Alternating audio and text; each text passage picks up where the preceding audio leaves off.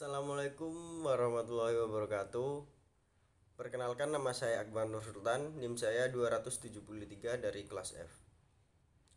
Yang kali ini saya akan membahas tentang kejahatan terhadap nyawa, yang terutama pembunuhan bayi atau pembunuhan oleh ibu terhadap bayinya pada saat atau tidak lama setelah dilahirkan. Bentuk pembunuhan yang dilakukan oleh ibu terhadap bayinya pada saat dan tidak lama setelah dilahirkan, yang dalam praktek hukum sering disebut dengan pembunuhan bayi, itu ada dua macam. Yang pertama, pembunuhan bayi yang dilakukan dengan berencana atau pembunuhan bayi pasal 341 KUHP. Pembunuhan biasa oleh ibu terhadap bayinya sebagaimana yang dimuat dalam pasal 341 KUHP itu dirumuskan sebagai seorang ibu yang karena takut akan ketahuan melahirkan bayi pada saat bayi dilahirkan atau tidak lama kemudian dengan sengaja menghilangkan nyawa bayinya, dipidana karena membunuh bayinya sendiri dengan pidana maksimal 7 tahun. Apabila rumusan itu dirinci, maka terdiri dari beberapa unsur. Yang pertama, unsur objektif, yang terdiri dari petindak seorang ibu, perbuatan menghilangkan nyawa, objeknya adalah nyawa bayinya, kemudian waktunya pada saat bayi dilahirkan, tidak lama setelah bayi dilahirkan, terakhir motif karena takut ketahuan. Nah, itu ada unsur subjektif, adalah dengan sengaja. Unsur kesengajaan dalam pembunuhan bayi harus ditunjukkan pada seluruh unsur yang ada di belakangnya, atau bahwa dengan demikian maka kehendak dan apa yang diketahui si ibu harus ditunjukkan, yaitu mewujudkan perbuatan menghilangkan nyawa. Yang kedua, nyawanya bayinya itu sendiri. Yang ketiga, waktunya, yaitu ketika bayi sedang dilahirkan atau tidak lama setelah bayi dilahirkan. Artinya kesengajaan itu yang demikian adalah bahwa si ibu menghendaki mewujudkan perbuatan menghilangkan nyawa dan mengetahui perbuatan itu dapat menimbulkan akibat kematian. Diketahui bahwa perbuatan itu dilakukan terhadap bayinya sendiri, yang diketahui perbuatan itu dilakukan terhadap bayinya sendiri, yang diketahui perbuatan mana yang dilakukan pada saat dilahirkan atau tidak lama setelah dilahirkan. Mengikuti saat atau waktu melakukan pembunuhan bayi itu saat terbentuknya kehendak ibu itu melakukan perbuatan menghilangkan nyawa ada dua macam, yaitu yang pertama pada saat sedang melahirkan, yang kedua dalam tenggang waktu itu lama setelah melahirkan bayi. Bila kehendak itu timbul sebelum waktu saat melahirkan, maka yang terjadi dalam pembunuhan berencana itu pasal 340 KUHP. Sebaliknya, apabila kehendak itu waktu tidak lama setelah melahirkan, maka yang terjadi adalah pembunuhan biasa, pasal 338 KUHP. Yang pertama, pembunuhan bayi yang dilakukan dengan rencana terlebih dahulu, itu pasal 342 KUHP. Pembunuhan seorang ibu terhadap bayinya pada saat atau tidak lama setelah dilahirkan dengan direncanakan terlebih dahulu itu diatur dalam pasal 342 KUHP. Yang rumusannya adalah seorang ibu yang untuk melaksanakan keputusan kehendak yang telah diambilnya karena takut akan ketahuan bahwa ia akan melahirkan bayi pada saat bayi dilahirkan atau tidak lama kemudian, dengan sengaja menghilangkan nyawa bayinya itu dipidana karena pembunuhan bayinya sendiri dengan rencana diancam dengan pidana penjara paling lama itu maksimal 9 tahun. Pembunuhan bayi berencana tersebut mempunyai beberapa unsur, yaitu bertindak itu adalah seorang ibu, kemudian yang kedua adanya putusan kehendak yang telah diambil sebelumnya, perbuatan menghilangkan nyawa, yang keempat objek nyawa bayinya sendiri, yang kelima adalah waktu, dan waktunya itu pada saat bayi dilahirkan tidak lama setelah bayi dilahirkan. Yang kemudian karena takut akan diketahui melahirkan bayi atau dengan sengaja, dan yang terakhir pembunuhan atas pemerintah korban atau permintaan korban. Pembunuhan atas permintaan korban diatur dalam pasal 334 KUHP yang rumusannya sebagai berikut. Barang siapa yang menghilangkan nyawa orang lain di atas permintaan orang itu sendiri, yang jelas dinyatakan dengan sesungguh hati, itu dipidana penjara itu paling lama 12 tahun. Kejahatan yang dirumuskan tersebut terdiri dari berbagai unsur. Yang pertama, perbuatan tetap menghilangkan nyawa. Objeknya adalah nyawa orang lain dan atas permintaan orang itu sendiri. Yang jelas itu dinyatakan dengan sungguh-sungguh. Nah, kemudian perbedaan yang nyata antara pembunuhan pasal 344 KUHP dengan pembunuhan pasal 338 KUHP adalah terletak bahwa pada pembunuhan 344 terdapat unsur. Yang pertama, unsur atas permintaan korban itu sendiri, dan yang kedua itu yang jelas dinyatakan dengan sungguh-sungguh, dan yang ketiga diancam atau dicantumkan unsur kesengajaan sebagaimana dalam rumusan pasal 338. Dan dari unsur permintaan korban membuktikan bahwa inisiatif untuk membuktikan pembunuhan itu terletak pada korban sendiri. Permintaan adalah berupa pernyataan kehendak yang bertujukan pada orang lain agar orang itu melakukan perbuatan tertentu bagi kepentingan orang yang meminta. Yang keenam itu penganjuran dan pertolongan pada bunuh diri. Itu sebenarnya sih nggak masuk ke materi ini, ke pembunuhan terhadap nyawa. Dan nggak apa-apa saya bahas juga karena penganjuran dan pertolongan bunuh diri ini dicantumkan dalam pasal 345 KUHP yang rumusannya adalah barang siapa yang sengaja mendorong orang lain untuk bunuh diri, itu menolongnya dengan perbuatannya itu atau memberi sarana kepadanya untuk itu dipidana itu paling lama 4 tahun kalau orang itu jadi bunuh diri.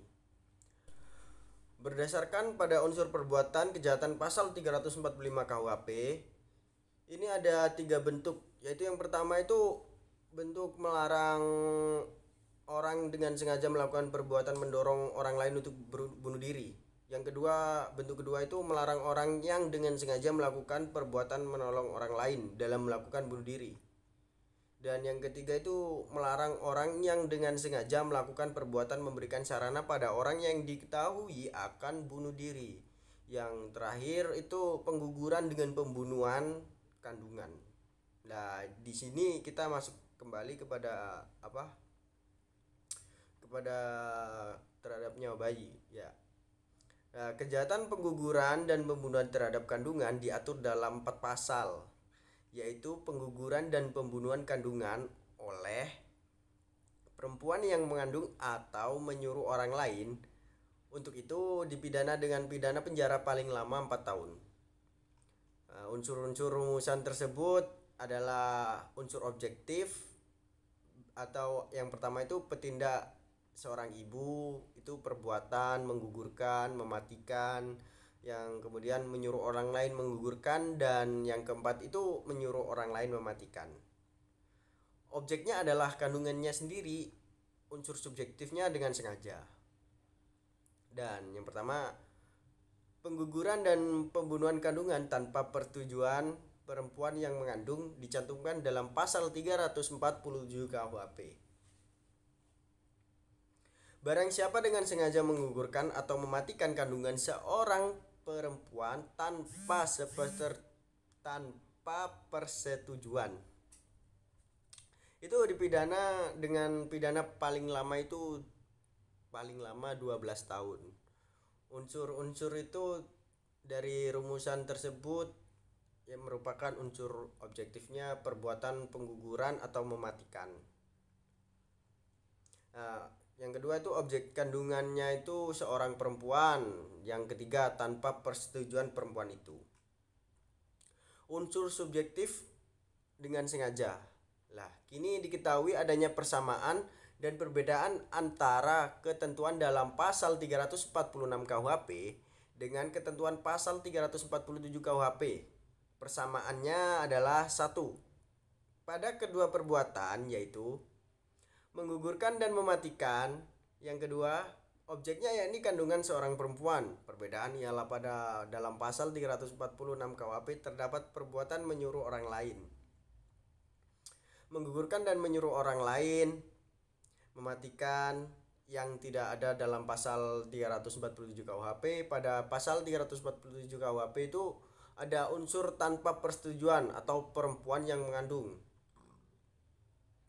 Petindak dalam pasal 346 adalah perempuan yang mengandung sedang bertindak menurut pasal 347 KUHP adalah orang lain atau bukan perempuan yang mengandung.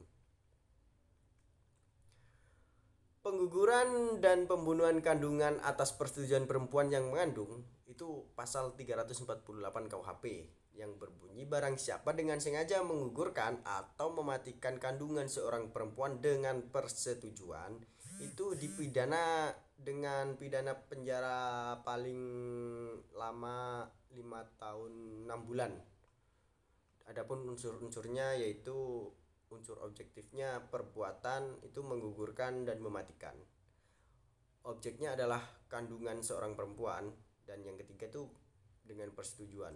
Kemudian ada unsur subjektifnya itu dengan sengaja. Nah, perbedaan pokok kejahatan dari pasal 348 dengan pasal 347 itu adalah bahwa perbuatan menggugurkan atau mematikan kandungan dalam pasal 348 dengan persetujuan perempuan yang mengandung. Nah, kemudian pengguguran dan pembunuhan kandungan oleh dokter, nah, atau bidan atau juru obat gitu. Nah, dokter atau bidan atau selain sejenisnya adalah kualitas pribadi yang melekat pada subjek hukum. Nah, itu petindak dari kejahatan sebagaimana yang tercantum dalam pasal 349 KUHP yang rumusannya adalah sebagai berikut. Jika seorang dokter atau bidan atau juru obat atau yang lain-lainnya itu membantu melakukan kejahatan berdasarkan pasal 346 ataupun melakukan atau membantu melakukan salah satu kejahatan yang terangkan dalam pasal 347 dan 348, maka yang ditentukan dalam pasal itu dapat ditambah sepertiga dan dapat dicabut haknya untuk menjalankan pencarian dalam mana kejahatan itu dilakukan. Nah, perbuatan dokter, bidan atau juru obat tersebut dapat berupa perbuatan yang pertama melakukan dan yang kedua itu membantu melakukan. Yang kedua, kejahatan terhadap nyawa yang dilakukan karena kelalaian. Nah, itu kejahatan terhadap nyawa yang dilakukan kelalaian adalah kejahatan yang dirumuskan dalam pasal 359 KUHP yang menyatakan barang siapa karena kesalahannya atau kealpaannya menyebabkan orang lain mati, itu dipidana kurungan paling lama 1 tahun lah. Unsurnya itu unsur rumusan tersebut itu yang pertama ada unsur kelalaian atau kulpa, yang kedua adanya wujud perbuatan tertentu, yang ketiga adanya akibat dan kematian orang lain, adanya yang keempat itu adanya hubungan kausa antara wujud perbuatan dengan akibat kematian orang lain. Dan perbedaan antara pasal 359 KUHP dengan pasal 338 KUHP yaitu pembunuhan pasal 359 KUHP ini adalah kesalahan dalam bentuk kurang hati-hati atau kulpa, sedangkan kesalahan dalam pembunuhan adalah kesengajaan atau dolus. Sekian dari saya, itu penjelasan dari materi saya. Mohon maaf jika ada kesalahan. Wassalamualaikum warahmatullahi wabarakatuh.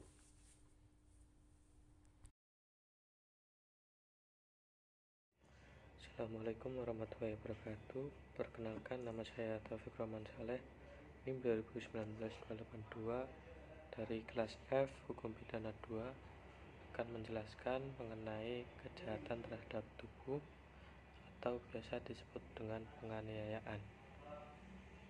Penganiayaan sendiri memiliki arti bahwa suatu kesengajaan yang ditujukan pada perbuatan untuk menimbulkan rasa sakit pada orang lain atau menimbulkan luka pada tubuh orang lain ataupun untuk merugikan kesehatan orang lain. Kemudian berdasarkan unsur-unsur kesalahannya, kejahatan terhadap tubuh atau penganiayaan itu ada dua macam. Yang pertama, kejahatan terhadap tubuh yang dilakukan dengan sengaja. Kejahatan ini telah diatur dalam bab 10 buku 2 pasal 351 sampai dengan pasal 358 KUHP. Kejahatan terhadap tubuh yang dilakukan dengan sengaja dapat dibedakan menjadi 6 macam, yakni yang pertama, penganiayaan biasa yang ada dalam pasal 351 KUHP. Dalam pasal ini menjelaskan mengenai unsur-unsur yang ada dalam penganiayaan.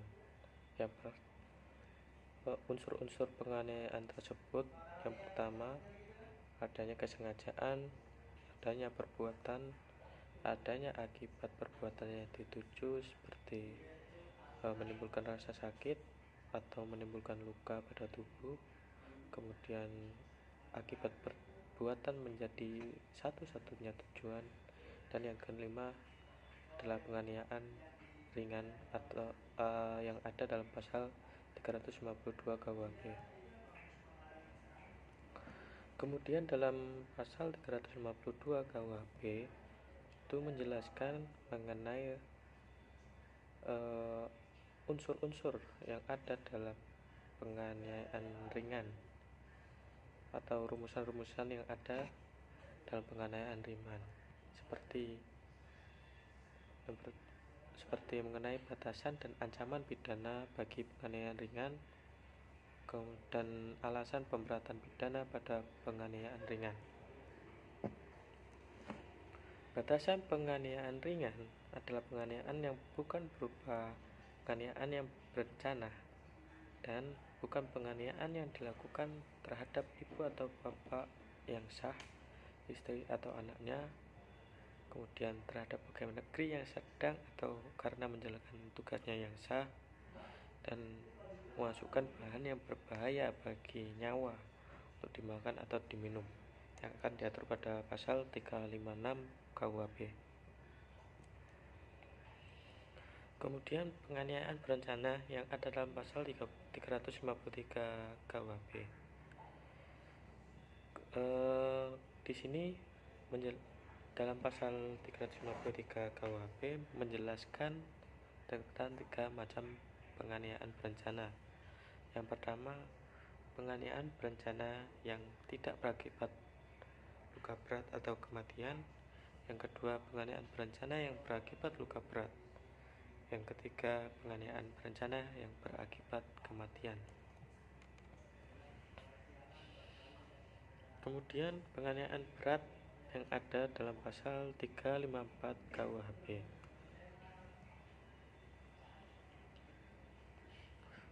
Penganiayaan berat mempunyai unsur-unsur sebagai berikut. Yang pertama, kesengajaan sebagai kesalahan. Yang kedua, melukai secara berat atau perbuatannya. Yang ketiga, objeknya adalah tubuh orang lain. Yang keempat, dapat mengakibatkan luka berat. Penganiayaan secara berat itu ada 2 bentuk. Yang pertama, penganiayaan berat biasa dan penganiayaan berat yang menimbulkan kematian. Kemudian penganiayaan berat berencana yang ada dalam pasal 355 KUHP. Dipandang dari sudut terjadinya penganiayaan berat berencana ini, kejahatan ini merupakan bentuk gabungan antara penganiayaan berat pasal 354 ayat 1 KUHP dengan penganiayaan berencana pasal 353 ayat 1 KUHP. Dengan kata lain, suatu penganiayaan berat yang terjadi dalam penganiayaan berencana. Kedua bentuk penganiayaan ini harus terjadi secara bersama, maka kedua unsur penganiayaan berat maupun penganiayaan berencana harus terpenuhi. Kemudian penganiayaan dengan cara dan terhadap orang-orang berkualitas tertentu yang memberatkan yang ada dalam pasal 356 KUHP. Macam-macam penganiayaan yang dimaksud dalam pasal 356 KUHP itu adalah seperti berikut. Pidana yang ditentukan dalam pasal 351, 353, 354 dan 355 KUHP dapat ditambah dengan sepertiga apabila melakukan kejahatan itu terhadap ibunya, bapaknya yang sah, istrinya atau anaknya. Yang kedua, apabila kejahatan itu dilakukan terhadap seseorang pejabat ketika atau karena menjalankan tugasnya yang sah. Yang ketiga, kejahatan itu dilakukan dengan memberikan bahan yang berbahaya bagi nyawa atau kesehatan untuk dimakan atau diminum.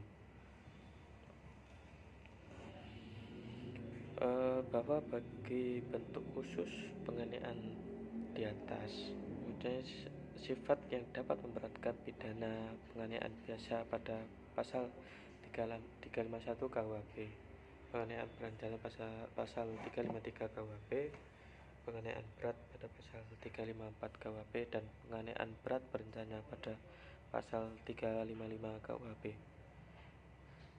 Yang pertama adalah kualitas pribadi korban sebagai ibu, bapaknya sah, istrinya, anaknya, atau pegawai negeri ketika atau menjalankan tugasnya sebagai pegawai negeri yang sah.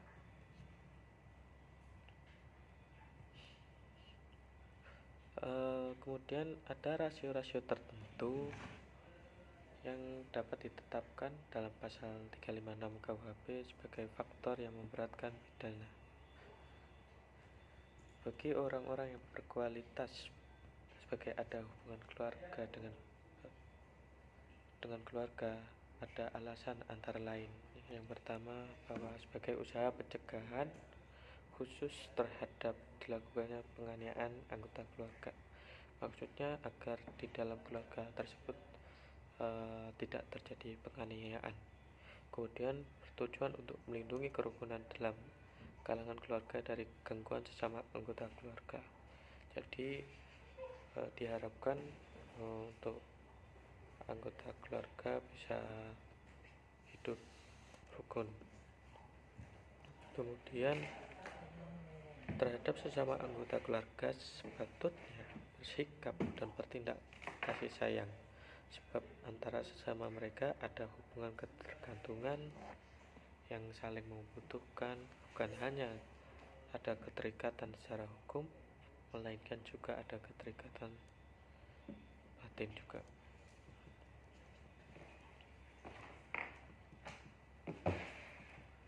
Kemudian dalam pasal 358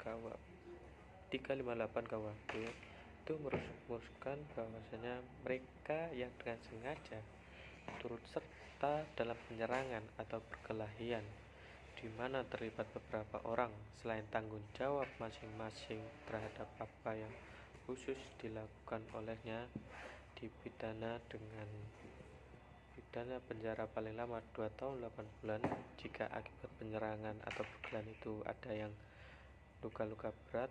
Kemudian yang kedua, pidana penjara paling lama 4 tahun jika akibatnya ada yang mati. Dalam pasal 38 ini terdiri dari unsur objektif serta subjektif. Unsur-unsur objektifnya itu yang pertama ada perbuatan turut serta, yang kedua dalam penyerangan dan dalam perkelahian, yang ketiga di mana terlibat beberapa orang, yang keempat dapat menimbulkan luka berat atau ada yang mati. Sedangkan unsur subjektifnya adalah melakukan dengan sengaja. Kemudian dalam pasal 360 bab 21 itu adalah kualifikasi menyebabkan orang lain luka, atau biasa disebut dengan kejahatan tubuh yang tidak disengaja, di mana dirumuskan bahwasanya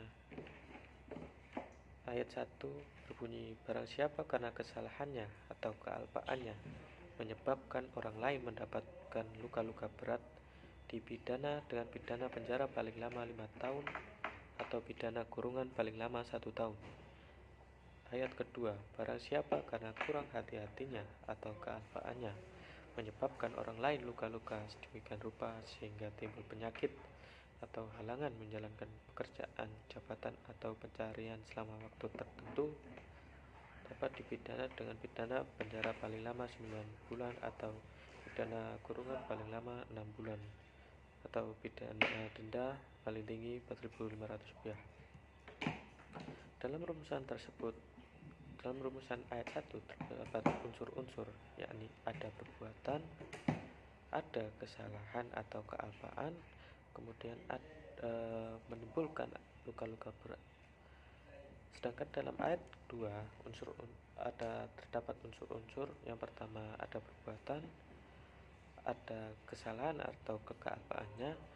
Yang ketiga adalah menimbulkan luka yang dapat menimbulkan penyakit atau halangan menjalankan pekerjaan atau pencarian selama waktu tertentu. Demikian dari saya, terima kasih. Assalamualaikum warahmatullahi wabarakatuh.